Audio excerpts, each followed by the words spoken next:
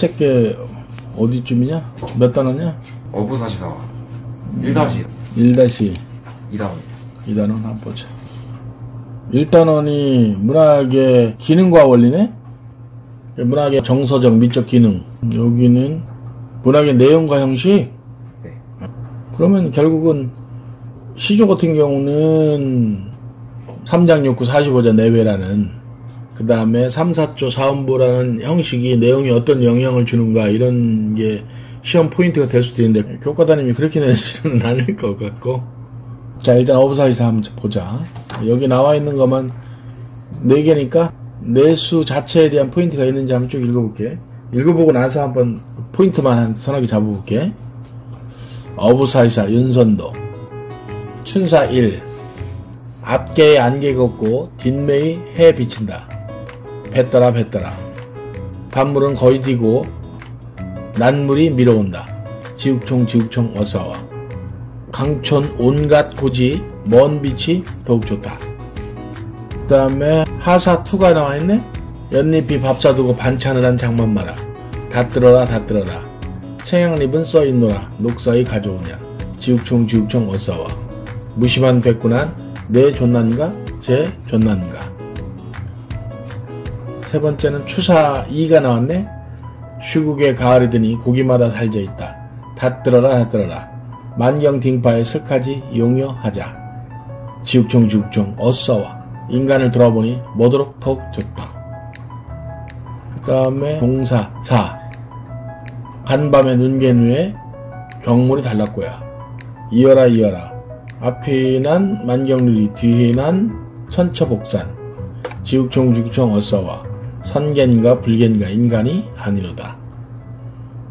어부사시사 그 전체 시험 포인트는, 어부사시사는 일반적인 시조와 달리 2개의 초장과 중장 사이에, 중장과 종장 사이에, 보통 여음구라고 얘기는 하는데 조음구도 괜찮고 후렴구라고 해도 괜찮은데, 그래서 그게 이제 시조의 형식과는 좀 다르다.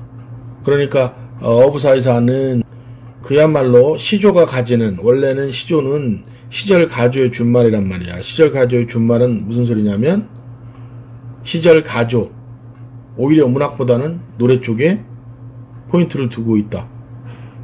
그러면 일반적인 시조의 형식처럼 3장 6구 45자 끝나지 않았고 거기다가 여음구 2개를 집어넣었다. 이거는 노래의 흥을 돋우는, 즉 문학적인 가사보다는 노래로서의 형태를 훨씬 더 강조했다고 볼 수 있는 작품이지. 총 40수야? 총 40수의 대작이야. 예전에 어렵게 나올 때는 만약에 교과단이 프린트 주면 봄의 열수, 그러니까 추나추동 열수식인데, 각 열수식인데, 추나추동 각 열수에 따른 초장과 중장 사이의 여음구가 달라. 춘사 열수 그러면 봄에 어느 날씨 온 날 물고기 잡으러 나갔다가 돌아오는 것까지 열수야. 어느 하루. 여름도 마찬가지. 춘사 열수. 하사도 마찬가지 똑같이 열수야. 동사 열수. 그러면 예를 들어서 춘사 일수가 여기 뱉더라 뱉더라지. 네. 그러면 하사 일수도 뱉더라 뱉더라. 추사 일수도 뱉더라 뱉더라. 동사 일수도 뱉더라 뱉더라야. 그렇게 돼 있어. 이수 같은 경우는 하사 이수 다 들어라 다 들어라 똑같지? 봐봐. 추사 이수 맞지?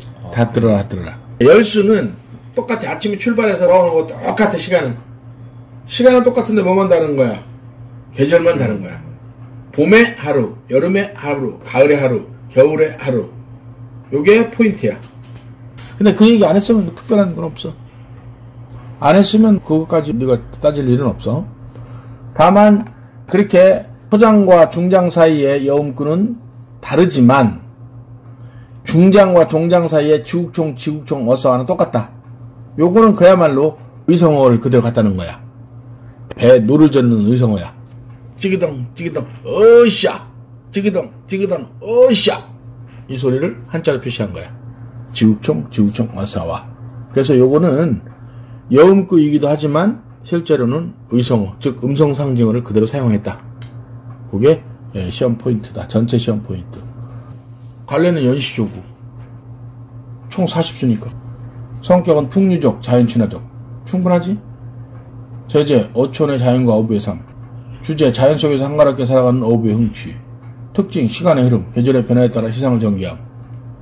시상 전개 방식이 시간의 흐름이라는 것. 대구법, 운임법, 반복법 등 다양한 표현 방법. 아주 윤선도의 이 어부사시사는 정말 우리말로 쓴 문학작품 중에 타치런 표현법이 드러나 있는 좋은 작품이야. 여음구를 배치하여 작품의 흥을 돋우고 내용의 사실감을 더했다. 내용의 사실감을 더했다는 것은 음성상징어, 즉 지국종 어싸와라는 집어넣은 거에서 그렇게 보면 되고, 수능에서는 윤선도는 시조의 1순위야. 춘사 1에서 시험 포인트 2개만 줄게. 특별한 건 없네. 네가 틀릴 만한 것만 찾아볼 거니까. 그래서 여기서는 이제 처음이니까 여음구에 대한 배떠라 그 다음에 지국종 어싸와라는 각각의 여음구에 대한 효과라든가 이런 것들을 처음에 날 수도 있겠지, 그지? 그런 거에다가 앞에 안개 걷고 뒷면이 해비친다? 대구법? 이런 거 틀릴 일은 없고, 그 다음에 여기 해석도 틀릴 일이 없어. 혹시나 반물, 난물, 반물은 썰물이고 난물은 밀물이다 하는 정도, 해석에 대한 그런 정도. 그 다음에 계절감을 나타내는 꽃, 강촌의 아름다운 봄 풍경에서 강촌의 온갖 꽃이, 종장의 꽃, 먼 빛이 더욱 좋다. 드디어 이제 바닷가로 나아가니까 멀리서 보여지는 풍경이 나타나는 거니까 꽃, 계절감을 나타내는 시어 정도. 그 다음에 좋다는 알고 있지? 요거는 사이드 문제일 뿐이야. 그냥 좋다, 깨끗하다. 다음 하사2에서는 여기 보면은 안분지족이라는 단어가 나오는데 실제는 안빈낙도야. 물론 여기 자체는 시험 포인트가 2개 있어. 첫 번째, 연잎이 밥 사두고 반찬하는 장마마라. 연잎이 도시락이야. 연잎 도시락. 연잎이 크잖아. 거기다 고추장 넣고 그냥 이렇게 넣고 둘둘 말아서 도시락 만드는 거야. 그러니까 연잎에다 도시락 싸는데 특별한 반찬 장만할 필요 없어. 요게 뭐야? 요게 바로 단표야. 단사표음. 그렇지. 단표야. 단표가 나오면 무조건 안빈낙도야. 그리고 단표는 뒤에 이제 연결되면 단표 누항에서 안빈낙도를 나타내니까, 그러면 안빈낙도 하면 그대로 나오는 게 또 뭐야? 안분지조까지 나오는 거야. 제일 어려운 한자성어는 당연히 단표 누항이야. 안빈낙도, 안분지조, 소박한 음식. 됐지? 그게 첫 번째 시험 포인트고, 그 다음에 청양잎과 녹사이, 요거는 역시 계절감, 여름의 계절감을 드러내는 거야. 청양잎은 삿갓, 여름에 비나 태양을 피하는 그런 것일 테고, 녹사이는 도롱이야. 지금으로 얘기하면 비옷이야, 비옷. 하나 더 있네. 여기는 3개가 있네. 각각 초장, 중장에 하나씩 있었고 종장도 있네. 무심한 백군한 내 존난가 제 존난가. 역시 무라일제, 자연합일.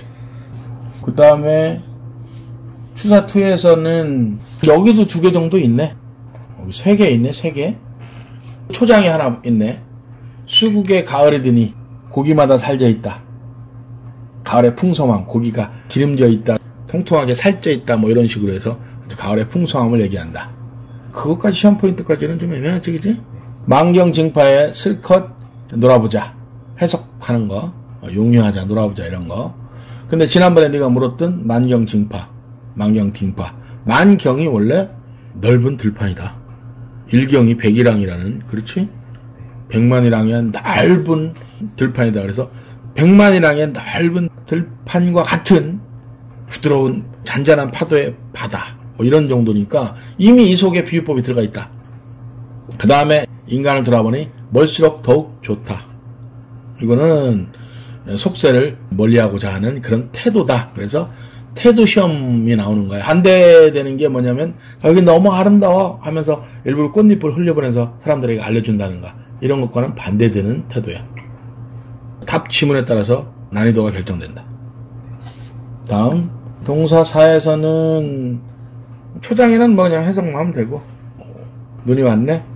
중장에는 만경유리, 만경유리는 만경징파와 같은 소리다. 그 다음에 선계, 불계, 이거는 정말 아름답다라는 그런 강조지. 신선이 사는 세계야 여기가? 아니면 극락세계야? 인간이 아니로다. 인간이 인생세간의 준말이야. 네. 인간, 인생세간의 준말, 속세. 인간이 아니로다 사람 사는 곳이 아닌가? 그 정도로 아름다운가? 어휘의 시험 포인트 중에서 요거 하나가 인간을 해석하는 게 제일 어려운 시험 문제 중에 하나야. 오케이? 근데 혹시 추보식 구성이 뭐예요? 추보식 구성이 바로 시간의 흐름이라는, 보통 추보식 구성 그런데 옛날, 요즘에는 시간의 흐름에 따른 시상 전개 이렇게 나오지. 근데 추보식이야 그게. 한자니까 기억해둬야 돼. 네. 질문. 딱히 없네.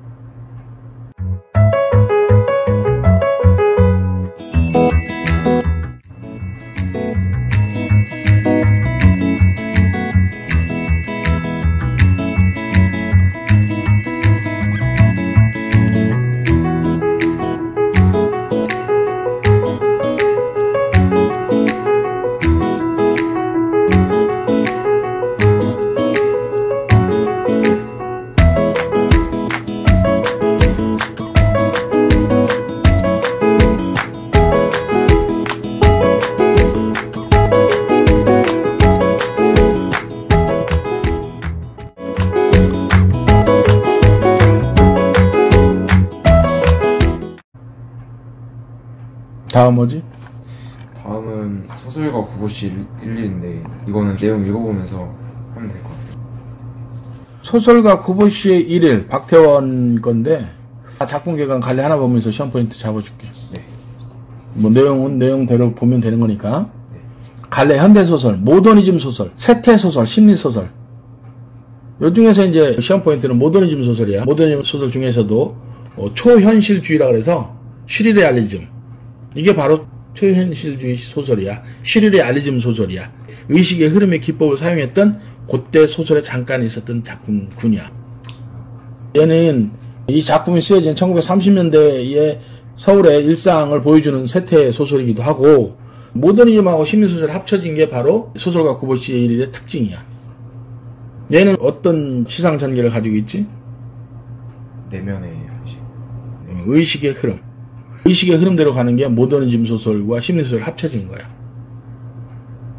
그래서 요거와 비슷한 소설이 이상의 날개인데, 이 모더니즘 소설과 심리소설이 합쳐진 그런 게 아까 얘기했던 바로 그거야. 뭐 의식의 흐름의 기법이야. 모더니즘 소설의 한 기법이었어. 우리나라뿐만 아니고 전 세계에 굉장히 유행했다가 사실은 재미가 없어, 소설이. 우리가 알다시피 소설은 갈등 문학이잖아. 네. 즉 캐릭터들이 서로 부딪히면서 갈등을 유발하면서 어떤 사건을 만들어내는 그런 서사가 이 소설의 기준이잖아.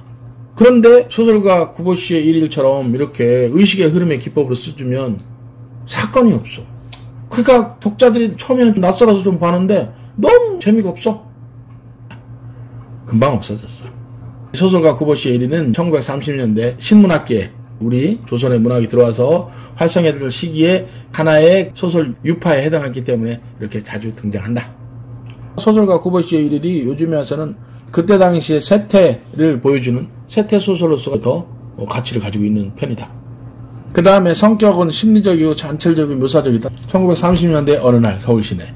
주제, 무기력한 소설가의 눈이 비친 1930년대 서울의 일상과 그의 내면인식. 이 소설이 소설사적 가치를 가지는 이유는 1930년대 서울의 일상을 아주 자세하게 보여줬다는 것. 그때의 어떤 풍속도, 문화, 사람들의 의식주의에 대한 어떤 형태들, 문화적인 형태들이 잘 드러나 있다라는 것. 특징은 특별한 줄거리 없이 주인공의 의식의 흐름에 따라 서술됐다. 두 번째는 주인공의 하루 여정에 따라 사건이 전개되는 여로형 구성이다.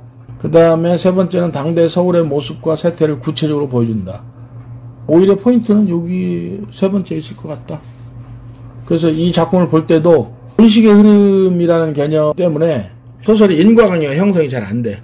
앞에 서술했던 거하고 뒤에 서술했던 거하고 전혀 다른 내용이야.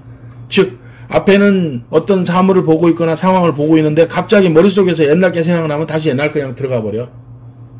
그래서 A와 B가 서로 인과관계가 같지 않아. 유기적이지 않다는. 그렇지. 유기적 개념이 전혀 없어. 재미없고 어렵지.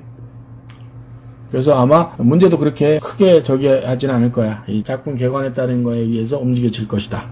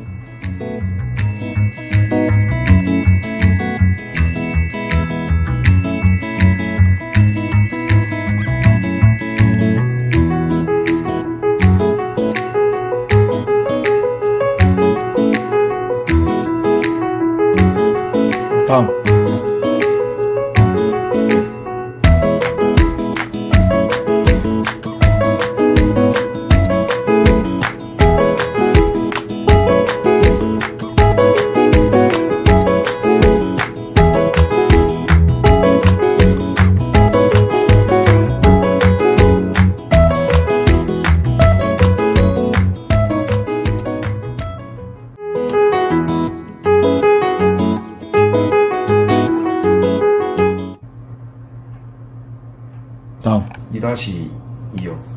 스노우맨. 서유미 작품이네? 이것도 작품 기간 한번 잠깐 볼게. 현대소설, 단편소설. 성격 현실 비판적. 배경 현대, 대도시 아파트와 거리. 주제, 인간성을 상실한 현대인의 기계적인 노동과 경쟁 사회에 대한 비판. 특징 1. 과장된 상황을 설정하여 주제를 효과적으로 드러냄. 여기서 과장된 상황의 설정이 뭐지? 폭설 눈이 허리를 넘어설 만큼 쌓였다는 그 상황 자체랑 그런 걸 의미하는 것 같아요. 두 번째, 등장인물을 대리, 과장, 부장 등 회사의 직급으로 제시하여 서열 중심의 경쟁사회를 살아가는 현대인의 모습을 나타냄. 이것도 소설의 기법 중에 하나야. 고유명사인 이름 대신 등장인물을 그냥 대리, 과장, 부장 이런 식으로 익명이나 마찬가지잖아. 익명성을 드러내면서 회사에서 경쟁적으로 살아가는 현대인의 자본주의 사회에서의 모습 이렇게 되는 거지. 만약에 등장인물을 교사, 교장, 교감, 학생 이러면 학교에서의 어떤 그런 건가 이렇게 딱 주는 거야. 그런 기법의 형태가 여기서는 시험 문제 하나 나올 수 있어. 그거 외에는 특별한 건 없을 거야. 그 다음에 세 번째, 여운을 남기는 방식으로 작품의 결말을 제시하여 비판적 인식을 극대화함. 근데 어떤 여운을 남겼어? 사건의 결말을 명확하게 안 드러내고. 그러니까 그들이 나중에 구조가 됐는지 이런 거 없이 원래 열린 결말을 여운이라고 해. 눈에 파묻힌 사람이 유대의 의미를 알고 놀란 남자는 그 옆에 서서히 잠이 들어서 그들들이 죽을 수도 있고 그들들이 구조될 수도 있고 라는 어떤 그런 거. 근데 여기는 오히려 열린 결말보다는 어두운 결말 같은데 다크 개념이 더 강한 것 같은데 결국 현대 문명은 이렇게 파멸적일 수밖에 없다. 현대 문명이 가지는 경쟁이라는 것은 인간의 건강한 생명을 어떻게 이렇게 억누를 수밖에 없다. 뭐 그런 정도의 오히려 어두운 결말 쪽에 가깝다고 볼 수도 있어.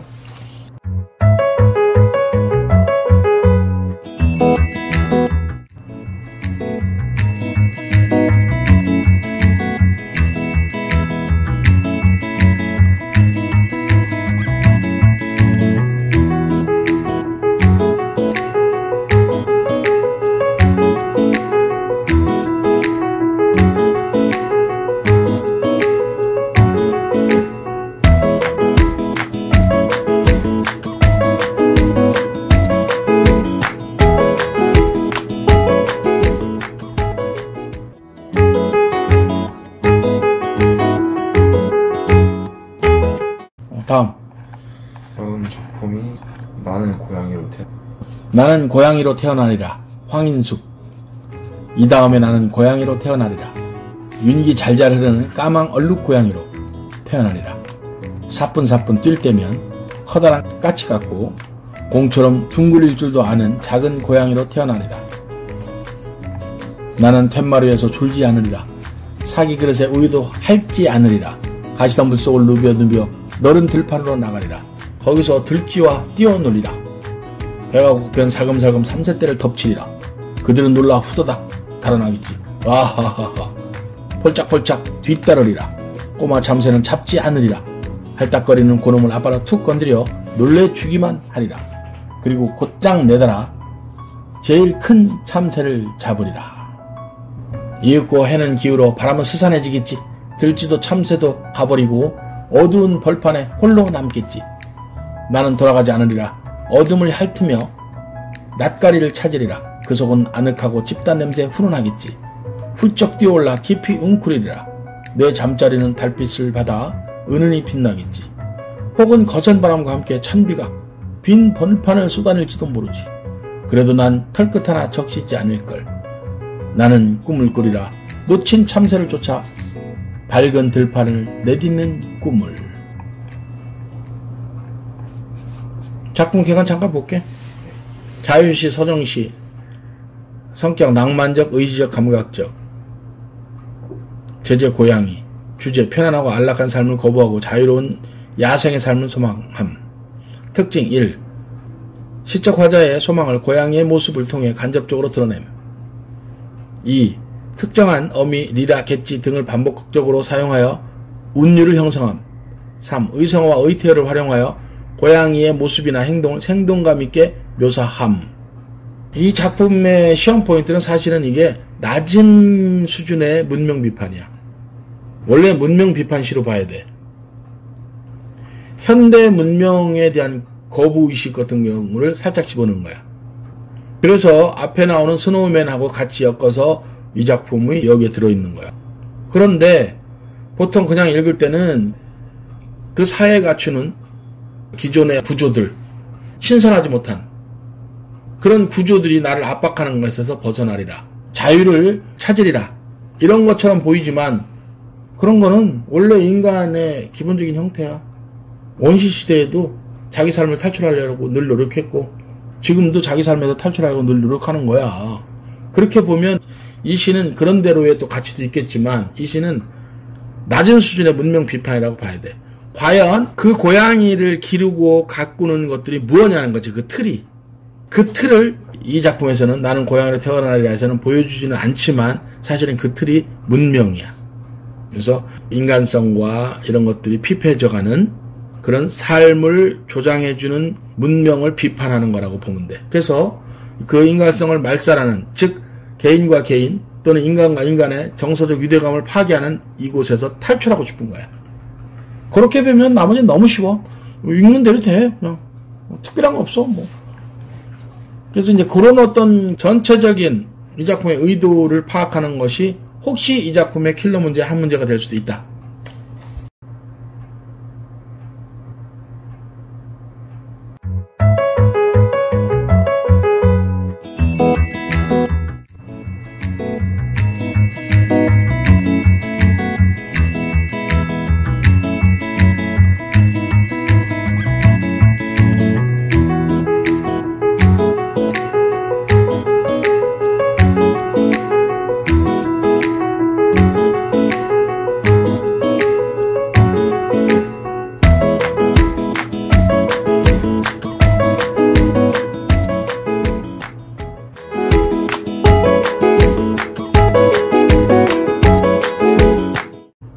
그 다음 작품이 뭐냐?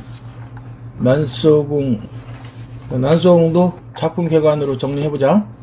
난장이가 쏘아올린 작은 공. 조세희. 원작인 소설을 극본으로 바꿨네? 이게 씬 넘버로 돼 있으니까 이거는 시국으로 바꾼 게 아니고 시나리오로 각색한 거야. 이 난소궁 소설은 봤지? 원작. 한 번도 본 적 없어? 네.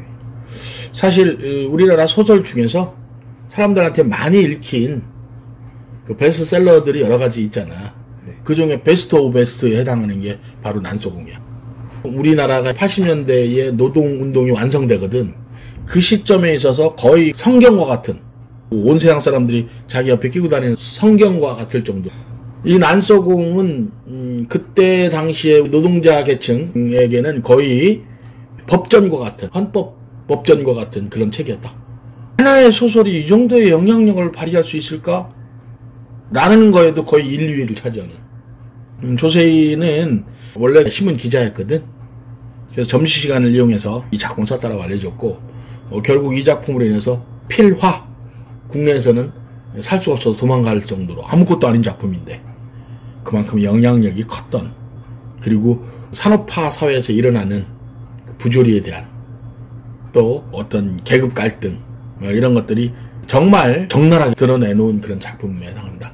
지금 봐도 자본주의 사회에서는 아직도 진행 중인 그런 상황일 수 있다. 여기 보면은 갈래는 드라마 대본, 원래는 소설을 각색한 것이다. 드라마 대본으로. 성격, 사회 비판적, 상징적. 배경은 1970년대 서울의 재개발 지역 낙원구 행복동. 그러니까 낙원구 행복동이라는 것은 반어법이 될 수도 있네. 재개발이라는 것은 부셔버리고 거기다가 새로운 건물을 져서 사람들에게 지금으로 얘기하면 아파트 분양을 해주잖아. 근데 실제로 그 재개발에 살던 사람은 돈이 없기 때문에 그 새로 지어놓은 아파트에 살 수가 없어. 그러니까 그냥 싼 값에 딱지라 그러지. 딱지를 팔아버리고 역시 또 다른 지역에 가서 판자촌에 살 수밖에 없는. 그래서 그 재개발 지역의 이름이 낙원구 행복동이라는 것은 반어적 표현이 되는 거야. 그것은 결코 낙원이 아니고 그것은 결코 행복한 곳은 아니야. 그 다음에 주제는 삶의 터전을 빼앗긴 도시 빈민의 삶과 좌절. 그거는 산업화, 특히나 개발도상국에서는 어쩔 수 없이 일어나는 그런 일 중에 하나야. 그걸 어떻게 상처가 적게 이룩하느냐가 관건이지 일어나지 않은 건 아니다. 반드시 일어나게 돼 있다.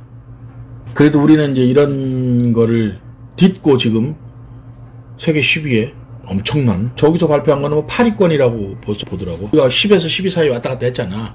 이번에 발표된 거는 우리나라가 8위라는. 너가 공부하느라고 이번에 G7 그거 많이 못 봤지? G7이 뭐예요? G7이라고 세계 7개 자본주의 사회의 7개 강대국들 있잖아. 미국부터 영국, 프랑스, 독일 어쩌고 해서 G7이야. 이쪽 아시아에서는 일본이 유일하게 그 7개국 들어가. 근데 G7에 이번에 코리아가 초청됐어. 문재인 대통령이 초청됐는데 G7에서 가장 G7이 아니잖아. 아닌 상태에서 갔는데 G7 모두가 일본을 제외한 모두가 그 G7 끝날 때까지 코리아 하다 끝났어. 그 정도로 이제 그 위상이 높아진 거야. 어쨌든 난소공과 같은 그런 시대적 형태를 지날 수밖에 없었다. 그래서 특징 1은 전체적으로 어둡고 명암의 대비가 뚜렷한 장면을 제시하여 판자촌의 황량한 분위기를 전달하고 있다. 그 다음에 두 번째, 등장인물의 성격을 형상화하거나 꿈과 희망 등의 정서적 심리 상태를 드러내기 위해 소품을 활용하고 있다. 소품도 많이 활용하지만 상징적인 형태도 많이 사용한다. 아예 제목인 이 난장이 자체가 실제 난장이라는 그 신체가 불구한 어떤 형태를 뜻하기도 하지만 소시민, 사회적으로 약자를 상징하는 그런 상징물로 사용됐다. 제목부터가 벌써 상징적 형태를 띠고 있다. 난소공의 전체 분위기, 움직임, 그 상황 이런 것들을 이해하면 나머지 거는 편하게 된 거야. 그 시대적인 상황 이런 것들을 이해하고 산업화 초기 그런 것들을 이해하고 그 다음에 그렇게 그 도시 빈민의 삶이 그렇게 될 수밖에 없었던 시대적인 형태들, 개발도상국의 어떤 모습들 이런 것들을 이해하면 이 전체는 저절로 이해가 된다. 그래서 난장이는 아버지인데 사회적 경제적으로 소외된 계층을 대표하는 것이고 성실하고 근면하나 매사에 소극적일 수밖에 없다. 참 재밌는 특징은 개인이 잘못한 건 없다는 거지. 열심히 살려고 했는데 못 산다는 거지. 그게 바로 사회 구조가 제대로 서지 않으면 개인의 성실함과 어떤 근면함만으로 부를 이룰 수는 없다야. 실제로 사회 구조가 그렇지. 자본주의적 사회 구조라는 게, 자본주의라는 게 뭔데? 자본이 가장 대빵인 게 자본주의야. 돈이 최고라고. 그럼 딱히 갈등이라고 치면 개인이랑 사회랑 갈등인 거네요. 개인과 사회 갈등일 수도 있고 사회 구조 속에서 계층과 계층의 갈등이 될 수도 있지.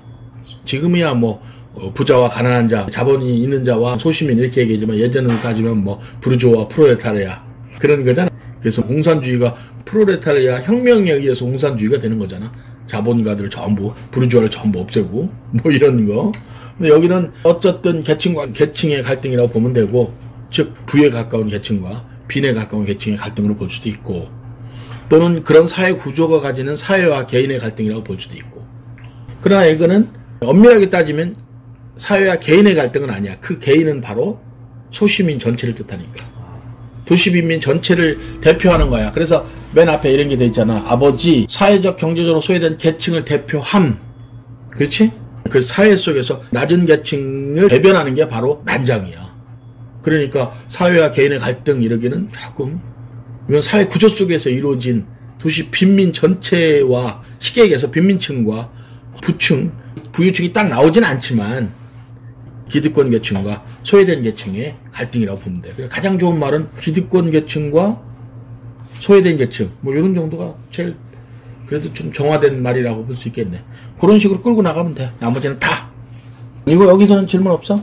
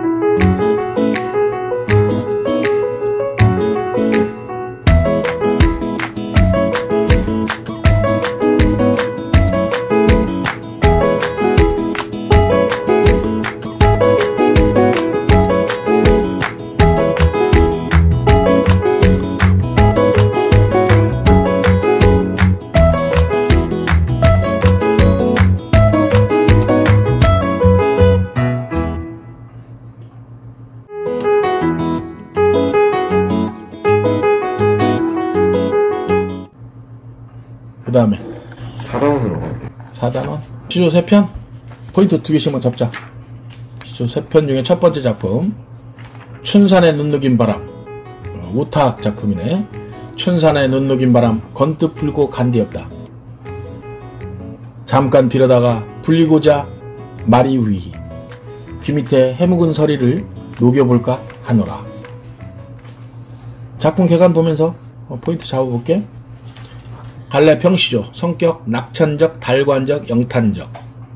여기서 낙천적, 달관적은 주제가 늙음에 대한 안타까움인데, 아니 늙는 것이 안타까운데 어떻게 낙천적이고 달관적이 될 수 있느냐. 그게 시험 포인트야. 우탁의 이 춘산의 눈 녹인 바람은 자기 머리가 하얗게 지금 샜단 말이야. 그 생각을 나 이제 늙었으니 조금 있으면 죽어, 너무 슬퍼, 이런 게 아니고, 야 머리가 하얀데 야 그 산에 그 눈들 봄바람 불면 눈이 하얀 게 다 녹잖아. 그 봄바람 데려다가 내 머리 한번 불면 하얀 게 싹 녹으려나? 그래서 다시 까만 머리가 되려나? 하는 정도. 원래는 우탁의 이 작품을 탈로가라고 해. 탈로가. 늙음을 탄식하는 노래. 탈로, 늙을 노자를 써서. 늙음을 탄식하는 노래라기보다는 늙음을 탄식하긴 하지만 그것을 웃음으로 승화시킨다. 그런 정도로 처리하면 된다. 그게 시험 포인트야. 주제는 늙음에 대한 안타까움이지만 이 작품의 성격은 낙천적이고 달관적이다. 그 다음에 제재는 춘상의 눈녹인 바람에서 서리 백발. 쉬운 시험 포인트지만 애들이 잘 틀리는 것. 귀 밑에 해묵은 서리, 오래된 서리. 가을에 되면 서리 내리지, 하얗게. 그래서 서리는 백발을 뜻한다. 그거는 해석을 정확히 하지 않으면 일부러 점수를 주려고 내는데도 오히려 틀리는 그런 현상이 일어난다. 색채 대비를 통해 주제를 효과적으로 들으면 이런 거 틀릴 사람 못 겠고. 특징 2가 시험 포인트야. 늙음을 한탄하면서도 인생을 달관하는 여유가 나타났다. 질문.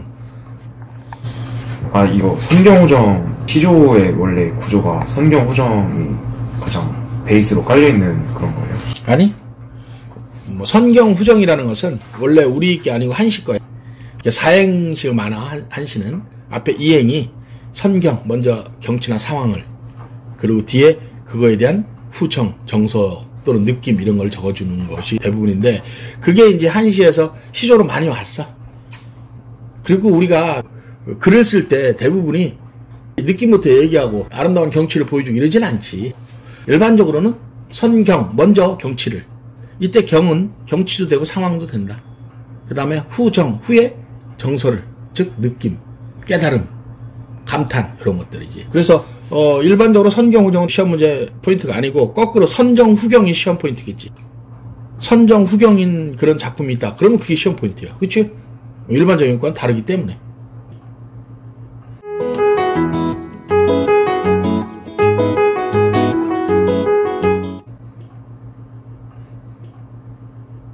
두 번째, 수양산 바라보며 성산문. 수양산 바라보며 이제를 하나노라. 줄여 죽은 찐들 채미도 하나는 것과 비록의 푸셋 것인들 기니 따에 난다니. 평시조. 절의적 비판적 풍자적. 배기와 숙제의 고사. 주제는 죽음을 각오한 굳은 지조와 결의, 단종을 향한 굳은 절개.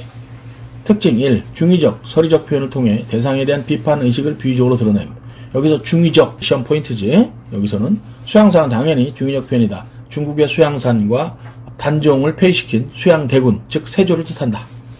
그 다음에 두 번째는 일반적 상식을 뒤집어 표현함으로써 시적 화자의 굳은 절개를 강조했다. 일반적인 상식이라는 게 뭐냐면 우리가 보통 절개의 상징으로 배기와 숙제를 드는데 그게 일반적인 상식인데 그 배기와 숙제를 오히려 비판한다. 배기와 숙제가 거기서 산나물 캐먹고 살아. 산나물도 그 땅에 난 거야. 나 같으면 산나물도 안 캐먹고 그냥 굶어 죽을 거야. 이렇게 얘기한다. 그래서 특징 2가 또 시험 포인트가 된다. 뭐 일반적 상식을 뒤집어 표현함으로써 시적 화자의 굳은 절개와 결의를 강조한다. 그러면 시험 포인트 충분히 됐고 여기에 질문 딱히 없어요.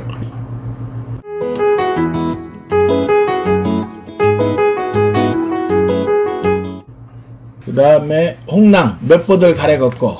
홍랑 몇 보들 가래 걷고 보내노라 님의 손대.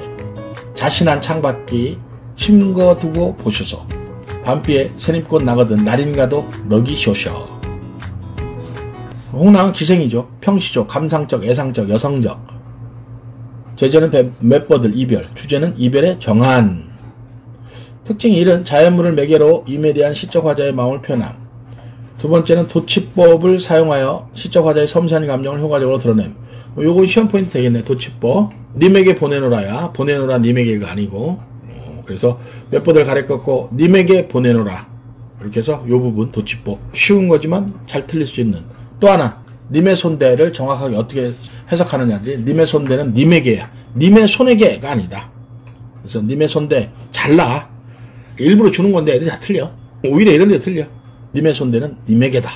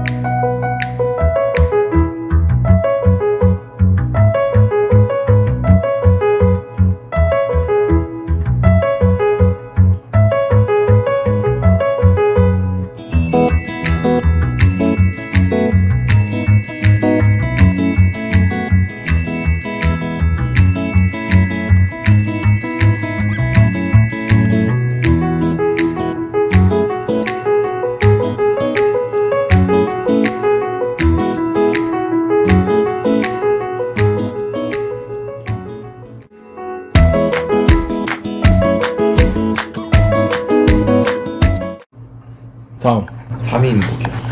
3인곡 정철. 지난번에도 설명을 좀 많이 했으니까 네. 포인트만 딱 잡아볼게. 갈래 양반가사 서정가사. 가사가 원래 형식은 서정이고 내용은 서사인데 얘는 3인곡은 내용도 거의 서정이다. 그러나 정철의 같은 작품인 관동별곡을 보면 벌써 관동별곡은 내용은 서사지. 그렇지. 성격 서정적 연모적. 연모라는 단어 알지? 사모하고 모자가 사모야. 연은 그리워하는 거고 연애할 때 연자야. 그래서 사랑하며 사모하는 이런 거야. 연모 다 들어가 있는 거야. 그치? 예, 그림도 들어가 있고 사모하는 것도 들어가 있고. 제재 임을 향한 그리움. 주제 임을 향한 임금을 향한 일편단심 했고. 특징에 보면 1. 시적 화자를 여성으로 설정하여 연군의 정을 절실하게 표현함. 이것도 충분히 여성적 화자를 사용한 효과에서 나타날 수 있다. 좀 더 연군의 정, 사랑의 정을 절실하게 표현한다. 요거는 물론 충신, 연군, 지사에 해당한다. 특징이 뛰어난 우리말 구사를 통해 우리말의 아름다움을 보여줬다. 송민국과의 차이점 이런 것도 설명을 했지. 3인국도 매우 뛰어난 우리말의 아름다움을 보여줘. 송민국보다는 덜하지만 꼭 비교할 필요는 없어. 그 다음에 3번, 요게 이제 시험 포인트 중에 가장 중요한 거야. 계절의 흐름, 즉 시간의 흐름. 시상전개가 시간의 흐름이라는 것. 시간의 흐름에 따라 임에 대한 시적 화자의 정서를 드러냈다 그랬지. 그래서 3인국에서 시험 포인트는 3번이기 때문에 봄, 여름, 가을, 겨울에 대한 얘기만 하면 돼. 봄, 여름, 가을, 겨울을 어디서 끊을 것인가가 시험 포인트 1이고, 그 다음에 봄에는 매화를, 여름에는 옷을, 가을에는 형광을, 겨울에는 양춘을. 정확하게 그 포지션만 기억하면 된다. 나머지는 없어. 혹시 3인국에서 질문? 작년 기출을 풀어봤는데 그윽한 향기? 암향이 뭐 매화에서 막 피었다 막 이런 식으로 나오는데 우리가 향기가 보이지 않잖아. 그게 다 암향이야. 향기가 쫙 몰려오는 거야. 매화 보고 있으면 매화 향기가 쫙 오잖아. 그게 암향이지 뭐. 향기가 쫙 몰려오는 거야. 별거 없어. 그 시험 포인트도 아니고 그냥 해석만 하면 돼. 향기가 몰려오네 이 정도면 돼.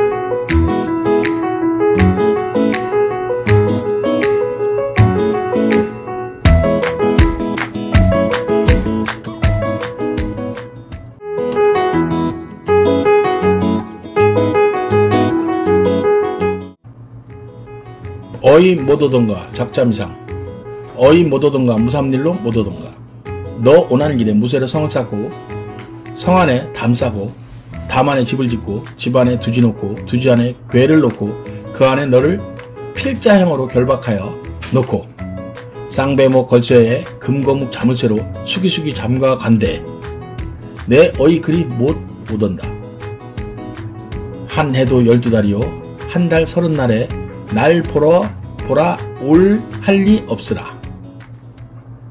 사설시조죠. 개관을 보면 갈래 사설시조 설명하지 않아도 되지? 네. 성격 해학적 과장적 설명하지 않아도 되지? 요거 다 시험 포인트야. 사설시조에서 출발한 문제들이야. 해학적 과장적 다. 제재 님에 대한 그리움 주제 오지 않는 님을 기다리는 답답하고 안타까운 마음 특징 1 사물을 연쇄적으로 나열하면서 오지 않는 님에 대한 간절한 마음을 드러내. 가끔씩 애들이 연세법을 틀리더라고. 원숭이 똥구멍은 빨개. 빨가면 사과. 사과는 맛있어. 연세법의 대표적인 거야. 특징 2. 임을 기다리는 안타까운 마음을 해학과 과정을 통해 그려냄. 79점이요. 왜? 네? 어려웠어요. 그럼 너는 1등은 1등이야? 안 했으면 1등. 네. 잘했어. 얼마나 어려우면 79점인데 1등이냐 반에서 국어가. 작년에도 저도 기말 때 90점 맞았는데 전교 1등이. 그렇지. 작년엔 90점에 네가 전교 1등이었지, 그지? 올해는 전교 1등 하려나? 저요? 응. 못할 것 같아요. 중간에 좀 너무 이상하게 본 것 같아요. 그래? 이번에 좀 어려워서 100점 맞으면. 아 그러면 가능성이 있긴 한데. 그래도 국어 모심애가 남녀공학에서 전교 1등 한 거는 정말 오랜만에 너 하나인데. 그 유튜브에는 못 넣었지만 밴드에는 그거 딱 올렸었잖아. 아, 그러고 보니까 네가 전교 1등 유튜브에 그 말 해줘야 되겠네. 아, 지금 우리는 남녀공학에서 국어 전교 1등한 학생과 지금 유튜브를 찍고 있습니다. 그렇구나. 내 제자 중에서 모심의 제자 중에서 남녀공학에서 전교 1등한 건 너 하나밖에 없었어? 저밖에 없다고요? 대부분의 여학생들이 1등하지. 국어는 그 남학교에서 1등하는 거야 가끔씩 있지만 남녀공학에서 국어 전교 1등한 거는 너밖에 없었어. 쉬운 일이 아니야. 여학생들이 워낙 공부를 잘해서. 공부를 안 한. 그렇지는 않고 네가 성실하게 공부를 해서 그래.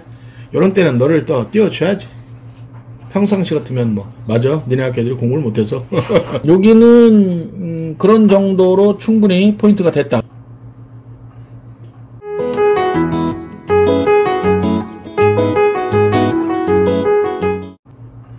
그 다음에 공산탈춤이 나오긴 하거든요. 타설시조니까 해학과 과장에 대해서 나올 거 아니야. 그러면 그 예를 드는 게 하나 또 있잖아. 뭐 판소리, 그 다음에 봉산탈춤, 탈춤 요거밖에 없어. 그래서 이 봉산탈춤이 나왔을 거야. 그럼 여기서도 뭐 짧지만 요거 읽는 사이에 해학적인 거, 풍자적인 거 이런 것들을 찾아내는 거야. 근데 애들이 어려워하는 그 부분이 나오긴 했네. 한번 읽어볼까? 안 읽어봐도 되지? 네. 여기에는 양반의 모습을 희화화하는 거, 해학, 골개미, 희화화, 풍자 이 네 개를 잘 기억해야 돼. 희화화, 우습게 만드는 것. 희화화가 해학적인 성격을 가져. 이 해학적인 성격이 4대 미 중에 골개미를 만들어. 골 때리기 웃기는 골개미를 만들어. 이 모든 것은 풍자를 위해서야. 그리고 그 풍자를 가장 잘 해낼 수 있는 게 과장이야. 이렇게 5개를 기억하면 돼. 이렇게 흘러가면서. 그러면 그 5 어휘를 기억하면 사설시조나 판소리 계열 소설이나 봉산탈춤 요런 데서 요 5개 단어를 돌리면 틀릴 건 없지. 없다. 틀릴 거. 그 다음에 언어 유희가 여기서 또 나오겠지. 봉산탈춤엔 언어 유희가 많이 나와. 네. 언어 유희도 해학을 만드는 중요한 형태야. 그래서 언어 유희가 바로 희화화의 하나의 종류야. 희화화의 제일 첫 번째가 사실은 언어 유희야. 그 다음에 두 번째가 과장이야. 그게 희화화. 그게 우습게 만드는 거야. 그렇게 출발하는 거야. 오케이? 그럼 됐고.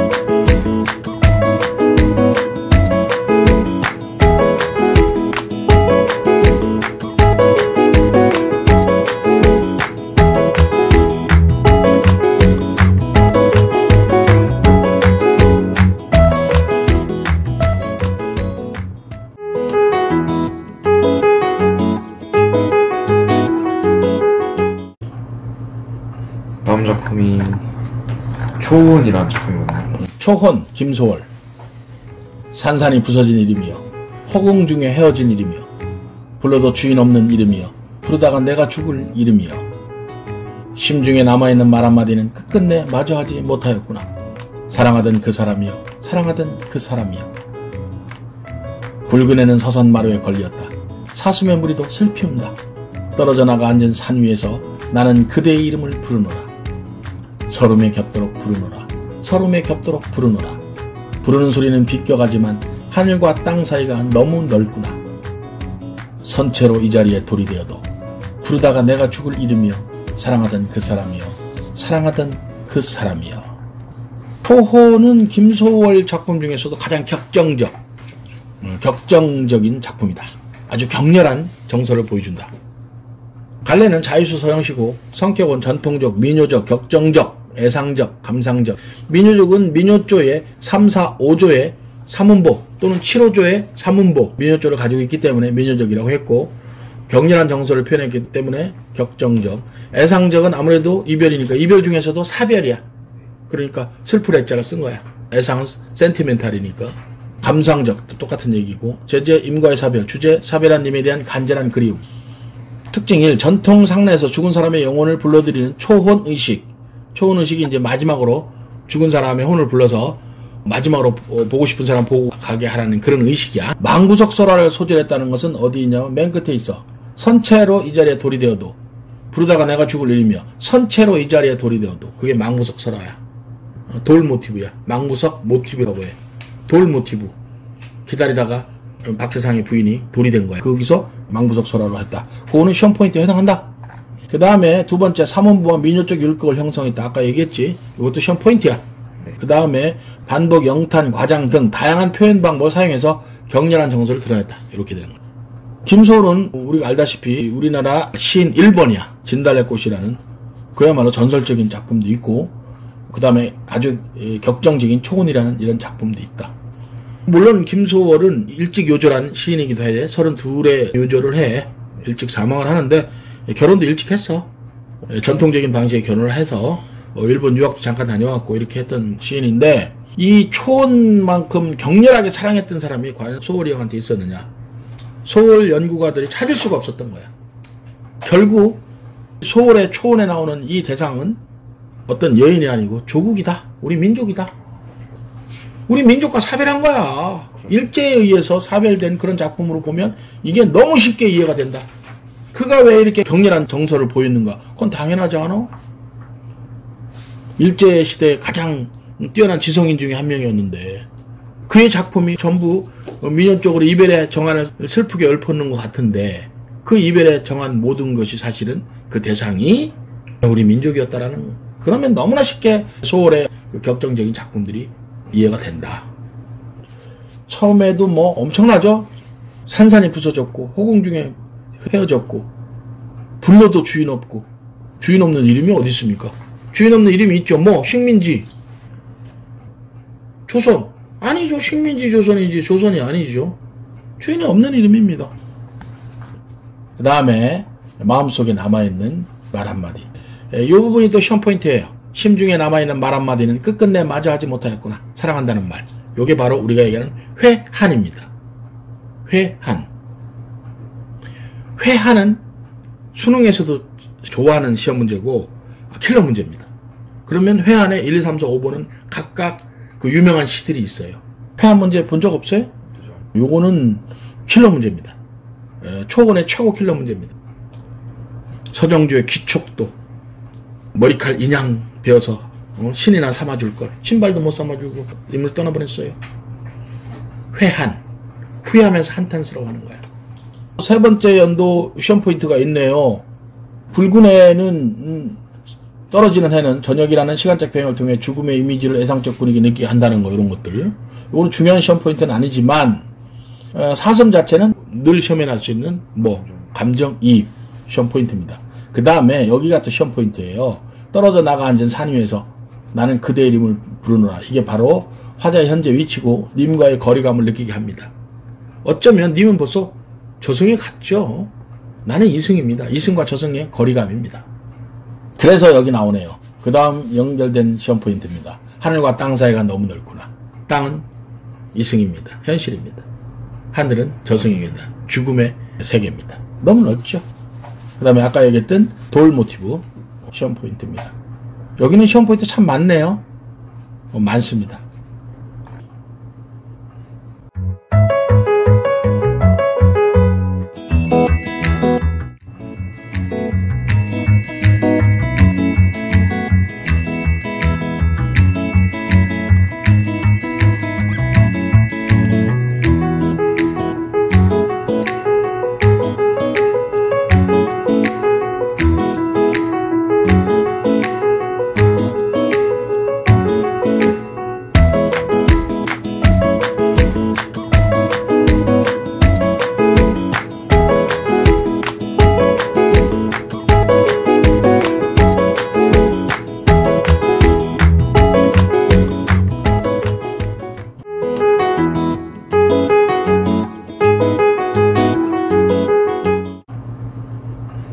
문학 활동에 있는 님의 침묵이요. 님의 침묵, 한용운. 님은 같습니다. 아, 사랑하는 나의 님은 같습니다. 푸른 산빛을 깨치고 단풍나무 숲을 향하여 난 작은 길을 걸어서 차마 떨치고 갔습니다. 황금의 꽃같이 굳고 빛나던 옛 맹세는 차디찬 티끌이 되어서 한숨의 미풍으로 날아갔습니다. 날카로운 첫 키스의 추억은 나의 운명의 지침을 돌려놓고 뒷걸음쳐서 사라졌습니다. 나는 향기로운 님의 말소리에 기묻고 꽃다운 님의 얼굴에 눈물었습니다. 사랑도 사람의 일이라 만날 때 미리 떠날 것을 염려하고 경계하지 아니한 것은 아니지만 이별은 뜻밖의 일이 되고 놀란 가슴은 새로운 슬픔에 터집니다. 그러나 이별을 쓸데없는 눈물의 원천을 만들고 마는 것은 스스로 사랑을 깨치는 것인 줄 아는 까닭에 걷잡을 수 없는 슬픔의 힘을 옮겨서 새 희망의 정수박이에 들어 부었습니다. 우리는 만날 때 떠날 것을 염려하는 것과 같이 떠날 때 다시 만날 것을 믿습니다. 아, 님은 같지만 나는 님을 보내지 아니하였습니다. 제 곡조를 못 이기는 사랑의 노래는 님의 침묵을 휩싸고 돕니다. 이 작품은 한용운의 님의 침묵이라는 시집에 있던 대표 작품 표제 시입니다. 님의 침묵. 작품 개각을 잠깐 볼까요? 할래 자유시, 서정시. 성격 의지적. 그렇죠. 이 의지적은 님이 반드시 돌아올 것이라는 의지입니다. 그래서 의지적이에요. 한용운의 님은 보통 5가지예요. 6가지인가? 쭉 한번 나열해보면 절대자, 부처, 진리, 조국, 민족, 그 다음에 그리워하는 모든 것들 6가지나 됩니다. 그런데 한용운 씨의 님의 침묵을 각각에 따라서 해석을 해도 충분히 되지만 우리는 조국, 민족 이런 정도로 처리하면 매우 쉬운 그런 시가 됩니다. 그럼 님이 돌아온다는 건 뭐냐? 지금 일제에 의해서 침탈된 조국, 민족이 다시 돌아옵니다. 광복된다는 믿음을 가지고 있는 거예요. 한용운은 사망할 때까지 44년 해방을 1년 앞두고 사망하게 됩니다. 타계하게 되는데 그때까지도 우리 민족이 광복될 것을 전혀 의심하지 않았어요. 대단한 인물입니다. 광복은 역사적 사실이라고 본 거예요. 반드시 올. 이 시에 나타난 것처럼 반드시 온다는 거죠. 주제는 임에 대한 영원한 사랑이죠. 그 다음에 첫 번째 특징일 경어체를 사용하여 여성적 어조를 드러냈다. 이런 것도 시험 포인트에 해당합니다. 그냥 기억해 주세요. 여성적 어조를 드러냈다는 것은 대상에 대한 존경심을 표하는 거죠. 약간은 현대적인 감각보다는 약간 그 동원적 관점이 있을 수도 있죠. 여성이 남성을 그리워해야 된다는. 그러나 그 시대 정신에서는 충분히 이해할 수 있는 겁니다. 그 다음에 다양한 감각적 이미지와 상징적 표현을 사용했다라는 것이죠. 그리고 역시 한마디로 한용운 씨를 딱 정의할 때는 역설의 미학입니다. 역설의 미학. 그래서 역설법이 한용운 씨의 대표적인 표현입니다. 그래서 세 번째 역설적 상황을 통해 주제를 표출한다. 이렇게 되어 있네요. 시험 포인트, 중요한 시험 포인트 2개만 잡을게요. 가장 중요한 첫 번째 시험 포인트는 그러나입니다. 그러나 전환이죠. 임과 이별에서 임과 다시 만날 기대와 기쁨을 한다 그랬죠. 그래서 그러나 앞쪽은 이별의 장입니다. 슬픔의 장이에요. 그 다음에 그러나 뒤쪽은 만남의 장이고 기쁨의 장입니다. 그래서 앞에 나와 있는 아는 이별에 대한 탄식입니다. 슬픈 탄식으로 읽어야 되고 뒤에 나오는 아는 깨달음의 정서, 기쁨과 환희의 환호성입니다. 아, 님은 같지만 왜? 반드시 온다는 걸 믿기 때문에, 반드시 온다는 걸 믿기 때문에 보여줄 수 있는 기쁨의 환성입니다. 그게 시험 포인트 가장 중요하고, 두 번째 시험 포인트. 그 다음에 역시 역설적인 형태를 찾아야겠죠? 님은 같지만 나는 님을 보내지 아니하였습니다. 역설적 표현, 요거 시험 포인트 해당합니다. 그 다음에 날카로운 첫 키스의 추억. 여기서 운명의 지침을 바꿔놓는다. 요 부분은 해석이 애들이 잘 안 되는 것 같은데, 날카로운 첫 키스의 추억이 운명의 지침을 바꿔놔. 그러면 날카로운 첫 키스의 추억은 너가 어떤 책을 읽고 나는 이걸 할 거야 라고 해서 운명의 방향성이 정해졌다든가, 아니면 어떤 영화를 보고 하고 뭔가를 하려고 했다든가, 아니면 너네 아빠를 보고 아빠가 일하는 모습이 너무 멋있어. 그 순간 나는 아빠가 했던 일을 나는 할 거야. 그래서 네가 그 아빠가 했던 일의 최고가 되는 어떤 순간, 날카로운 첫 키스의 추억은 바로 네 아빠의 그걸 보고 감명받았을 때, 어떤 책을 보고 나는 의사가 될 거야, 어떤 영화를 보고 나는 음악가가 될 거야 라고 너의 운명의 방향성을 만들어줬을 때, 이걸 우리가 날카로운 첫 키스의 추억이라고 한다. 고등학교쯤 되면 날카로운 첫 키스의 추억이 언젠가가 떠오를 때도 있어. 그게 한 번, 두 번, 세 번일 수도 있고, 세 번일 때는 자기가 하고 싶은 게 지금 세 가지로 나타나는 거야. 그리고 명확하게 한 번이 딱이는 애는 그걸 향해서 달려가겠지. 자기의 인생의 방향성이 정해진 순간이 바로 날카로운 첫 키스의 추억이야. 사실은 여기는 하나하나 엄청나게 재밌는 게 많고 이야기할 게 많은데, 시험 포인트는 아니니까 이 정도서 끝내기로 하자.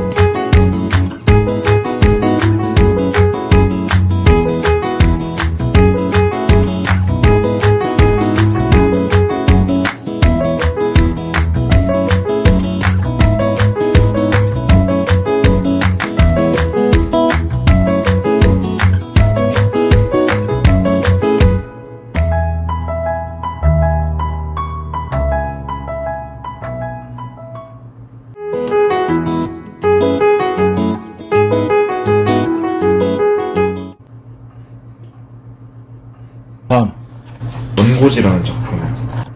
원고지 이근삼, 꽤 된 희곡이네.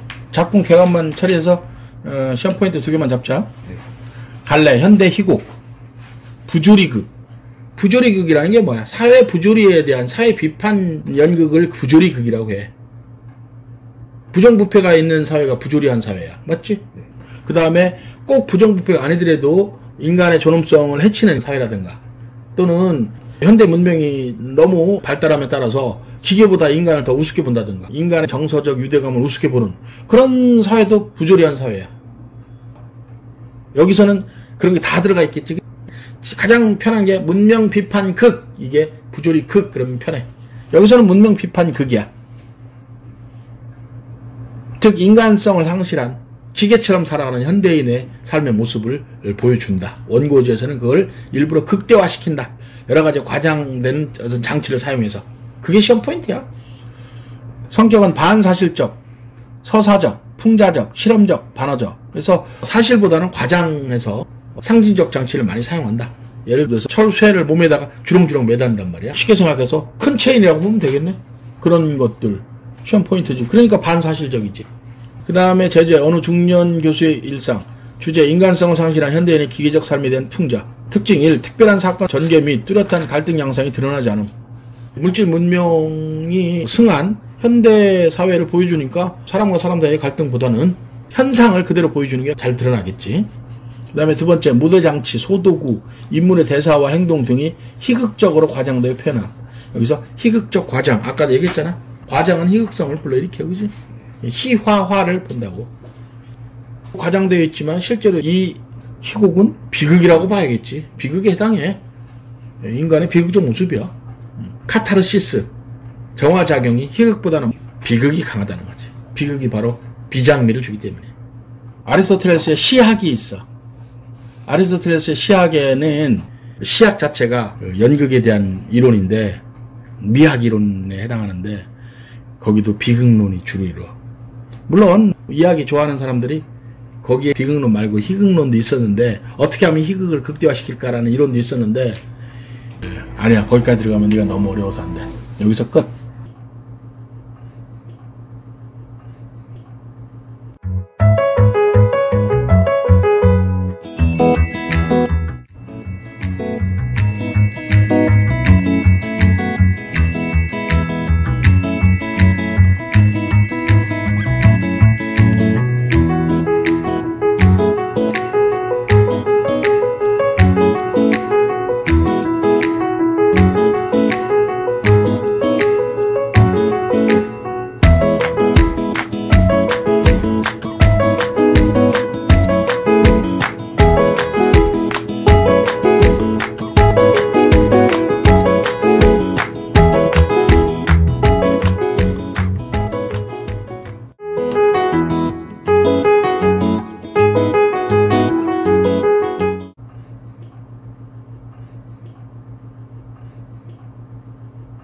다음 뭐?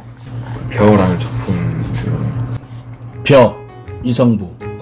벼는 서로 어우러져 기대고 산다. 햇살 따가워질수록 깊이 익어 스스로를 아끼고 이웃들에게 절을 맡긴다. 서로가 서로의 몸을 묶어 더 튼튼해진 백성들을 보아라. 죄도 없이 죄지어서 더욱 불타는 마음들을 보아라. 벼가 춤출 때 벼는 소리 없이 떠나간다. 벼는 가을 하늘에도 서러운 눈 씻어 맑게 다스릴 줄 알고 바람 안 점에도 제 몸의 노여움을 덮는다. 저의 가슴도 더운 줄을 안다. 벼가 떠나가며 바치는 이 넓디 넓은 사랑, 쓰러지고 다시 일어서서 드리는 이 피 묻은 그리움, 이 넉넉한 힘. 작품 개간 보고 포인트 잡자. 갈래, 자유시, 서정시, 참여시. 중요한 건 참여시야. 이게 참여시기 때문에 이해하기가 쉬운 거야. 해석하기가 좋은 거야. 참여시는 목적이 있는 시야. 참여시는 다르게 얘기하면 사회 참여시야. 사회를 비판하기 위해서 또는 사회의 어떤 현상들을 보여주기 위해서 쓰는 시를 참여시라고 해. 그래서 목적이 있는 시기 때문에 그렇게 어렵지 않다. 성격, 참여적, 예찬적, 상징적. 예찬, 누군가를 칭찬하는데 여기는 민중, 즉 백성을 칭찬하고 있다. 여기는 단어로는 백성이야. 아예 백성이라고 나오지? 그걸 이제 우리는 보통 자유와 민주를 위해서 싸우던 시절에는 백성을 보통 민중이라고 많이 했지. 제재는 벼, 주제, 민중의 공동체적 유대감과 강인한 생명력 예찬. 특징 1. 벼의 생장과 수확 과정에 따라 단계적으로 시상을 전개하고 있다. 두 번째, 대상을 의인화하여 벼가 지는 속성을 예찬하고 있다. 벼를 백성, 여기 나오는 단어는 백성, 즉 민중으로 상징하고 있다. 그러면 나머지는 끝이지. 해석할 필요도 없잖아. 벼는 서로 의지하고 살고 또 서로 의지하면서 공동체 의식으로 더 튼튼해집니다. 그리고 그들은 어떠한 고난과 어려움도 승화시키는 성숙한 모습을 지니고 있습니다. 그러면서 그들은 끝내는 자신을 희생할 줄 아는 희생적인 정신도 가지고 있습니다. 마지막에 어려운 단어 하나 나왔네요. 격렬한 단어. 피 묻은 그리움. 요게 이제 민중시의 전형적인 모습이네. 피가 기어코 나오네요. 피 묻은 그리움. 민중이 열망하는 염원, 자유, 평등 이런 것들은 그냥 생기지 않습니다. 민중의 뭐를 원하죠? 피를 원합니다. 혁명은 민중의 피를 원합니다. 그렇죠? 그 혁명은 자유와 평등을 넓히는 혁명이겠죠. 격렬한 단어 하나 나왔네요. 피 묻은 그리움.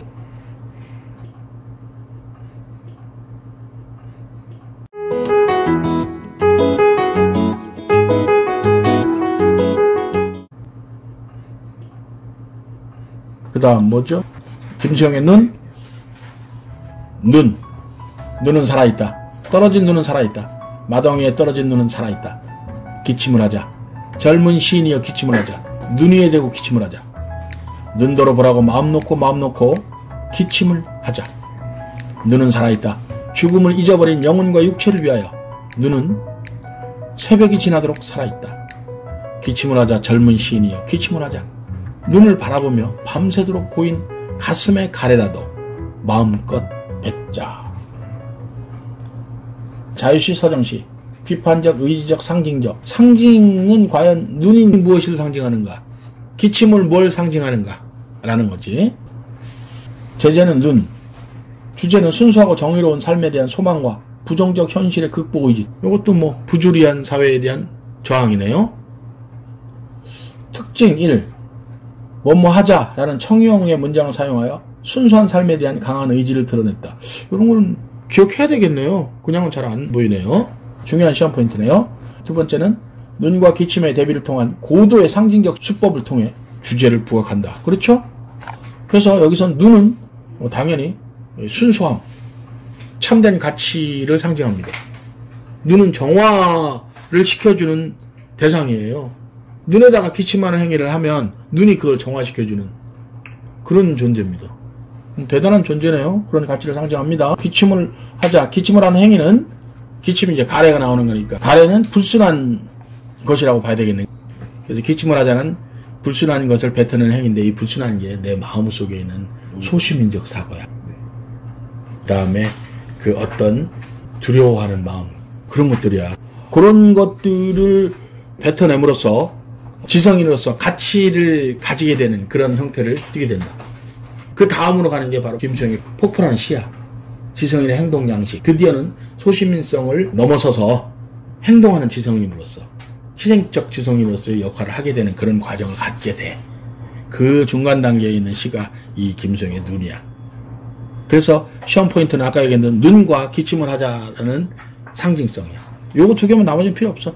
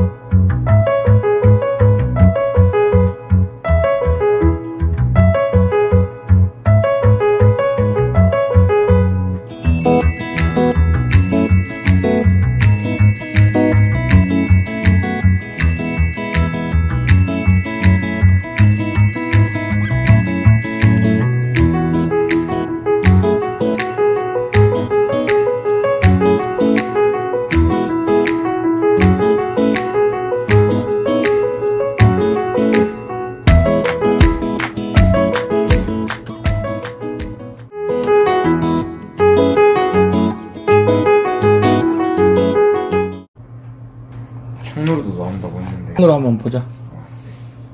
뭐 어차피 핀셋이니까. 청노루 먼산 청운사 낡은 기와집 산은 자산 봄눈 녹으면 느릅나무 송잎 피어가는 12구비를 청노루 맑은 눈에 도는 구름. 청노루는 박목월 갈래 자유수성시 성격 서경적 묘사적. 청노루 주제는 봄의 정경과 정치. 특징 동적 이미지와 정적 이미지가 조화를 이룸. 이거 시험 포인트가 되겠네. 특징 1위 동적 이미지가 성립 피어가는 이런 것도 될 수 있는 거야? 당연하지. 이게 멀리서 보면 전부 다 뭐야? 정적 이미지야. 근데 가까이서 들여다보면 다 뭐야? 동적 이미지야. 멀리서 보면 자주 색깔이는 자산이야. 실제로 있는 산이라기보다는 동양적 이상향의 산이라고 생각하면 돼. 동양적인 이상향이 도화원기에 나오는 무릉도원이잖아.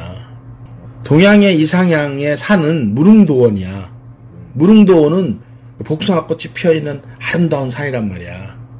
무릉이 언덕 뭐 이런 거야. 그래서 여기 나오는 청운사는 절이고 자산도 산 이름인데 자산에 있는 청운사잖아. 근데 실제로 있다기보다는 무릉도원 정도 생각하면 가장 편해. 그게 시험 포인트야 원래 이게. 그래서 멀리서 보면 전부 다 어때? 다 정적인데 가까이 들여다보면 자산 속에 들어가 보면 봄눈이 막 녹고 있어. 멀리서 보면 노루가 있는데 또 가까이 가면 노루 그 눈에 그 구름이 막 돌고 있어. 그 다음에 두 번째 시험 포인트. 특징 2가 두 번째 시험 포인트야. 이 원경에서 근경으로의 시선의 이동에 따라 시상을 전개함. 이거는 시선의 이동이 시상 전개야. 네가 카메라 감독이라고 생각하면 이 시 한 편을 카메라에 담으려면 어떻게 되겠어? 멀리서부터 있다가 어떻게 카메라가 줌으로 당기면서 쫙 들어가지? 멀리 산 붙이면서 갑자기 쫙 해서 어디로 가? 청운사로 가. 청운사 더 밑으로 쭉 내려가서 어디로 가? 노루로 가. 노루로 가서 더 어디로 가? 노루 눈까지 쫙 확대해야 되잖아. 시선이 원에서 근. 두 번째 포인트. 그 다음에 시행을 짧게 배열하고 명사로 시를 종결함. 이것도 시험 포인트야. 세 개나 되는 시험 포인트가. 그리고 또 재밌는 거는 요거는 아닌 것처럼 돼 있지만 민요조의 3음보로 되어 있어. 3음보예요? 기본이 3, 4, 5조야. 우리 민요조인 3, 4, 5조에 해당해. 3음보. 김소월의 진달래꽃하고 똑같아. 이렇게 써 있어서 그렇지. 3, 4, 5조를 기본으로 한 3음보 율격을 가지고 있어.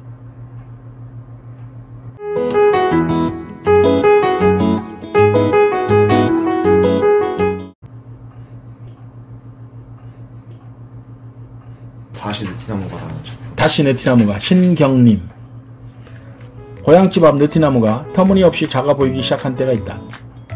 그때까지는 보이거나 들리던 것들이 문득 보이지도 들리지도 않는다는 것을 알면서 나는 잠시 의아해하기는 했으나 내가 다 커서거니 여기면서 이게 다 세상 사는 이치라고 생각했다.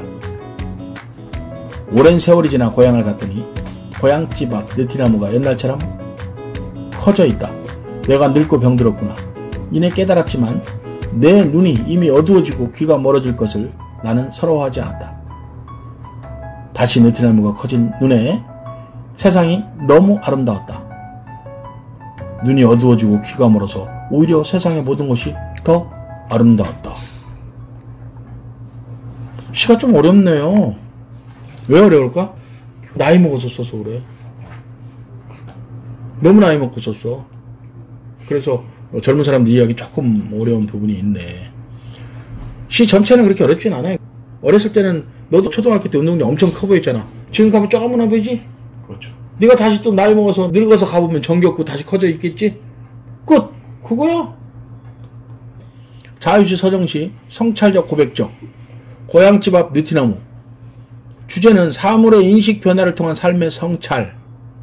그 다음에 늙어가는 것에 대한 자족감과 발관. 이 두 개가 같이 있으니까 어려워 보이죠. 너는 요거까지만 생각하면 돼요. 뭐 운동장이 작아 보인다. 끝. 너한테는 아직 운동장이 작아 보이는 거야.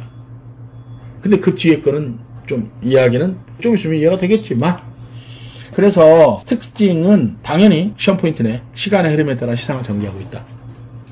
그 다음에 일상적인 경험을 평이한 시어로 진솔하게 표현하고 있다. 원래 신경림 이성부와 같은 또는 김수영의 눈과 같은 어떤 시대 상황을 아파하는, 아픔을 함께하는 그런 시를 쓴 대표적인 작가야. 그런데 다시 느티나무가 여기서는 그런 건 전혀 보이지 않는다. 네가 알고 있는 신경림의 농무, 목계장터. 아, 역시 농무와 목계장터 둘을 다 모르네요. 신경림의 대표작입니다. 이 작품은 그런 작품은 아니고 아주 고즈넉하게 자신의 삶에 대한 성찰일 뿐입니다.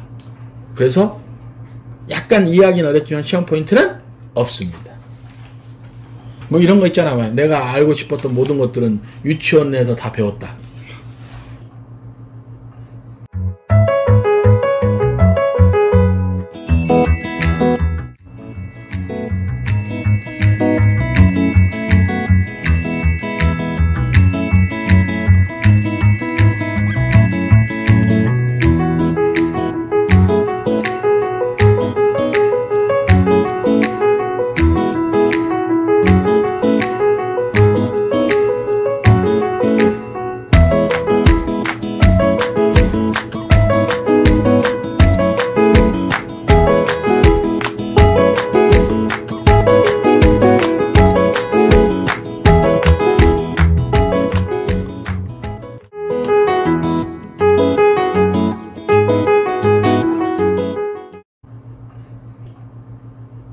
그 다음에 무슨 작품이냐?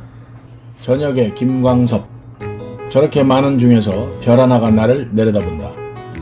이렇게 많은 사람 중에서 그 별 하나를 쳐다본다. 밤이 깊을수록 별은 밝음 속에 사라지고 나는 어둠 속에 사라진다. 이렇게 정다운 너 하나 나 하나는 어디서 무엇이 되어 다시 만나랴. 어디서 이게 나왔지? 무슨 거에서? 왜 이게 나왔지? 이 작품은 가수가 누군지 모르겠네. 그 듀엣 가수였던 것 같은데 그 노래 가사를 붙여서 굉장히 유명했어. 노래가 지금도 내가 그 리듬을 기억할 정도예요. 밤이 깊을수록 별은 밝음 속에 사라지고 뭐 이런 의미였던 것 같아요. 그래서 이거는 시험 포인트가 그만큼 그 리듬감이 있다라는 거야. 그 다음에 사람들이 관심을 가질 만한 이야기들이 들어있는 거야. 사랑에 대한, 그 노래는 물론 사랑에 대한 이야기였겠지. 근데 요시는 그거보다는 조금 더 철학적으로 해석을 해야 된다라는 정도겠지, 그치?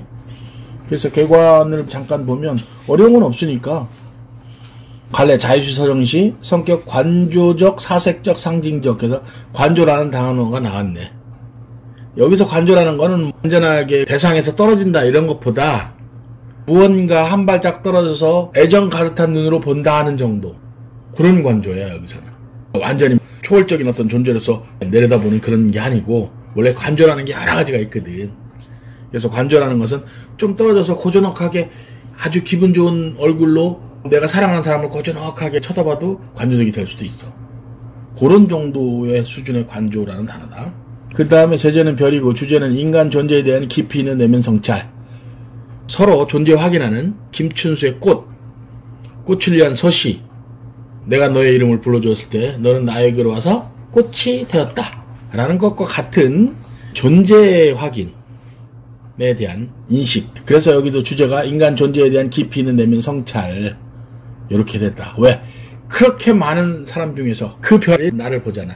거꾸로 얘기하면 그렇게 많은 별 중에서 내가 그 많은 별 중에서 내 별 하나를 보는 거야. 너도 나중에 뭐 당연하지. 너도 나중에 수없이 많은 인류의 반이 여잔데 그 중에 어떤 여자를 네가 그 어떤 여자와 사랑을 나누게 되잖아. 그 여자만이 너의 별인 거야. 사람들이 매우 좋아하는 그런 시자. 그 다음에 특징은 1이 시각적 이미지를 주로 사용했다는 거고 2가 대조적 대꾸를 통해 시적 이름을 강조했다. 그건 별거 없고 여기서는 별이 뭐 천상에는 존재하고 나는 지상에 있는 그런 개념 그런 거 말고 존재 찾기니까 조금 확장한다면 나의 운명적 만남 이런 것들을 생각해 볼 수 있는 그런 정도다. 좀 더 깊이 있게 얘기하면 뭐 인간 존재에 대한 철학적인 부분도 생각해 볼 수 있지. 그거는 뭐 문제 수위에 따라서 연결될 수 있다. 그러므로 특별한 킬러 문제는 없다.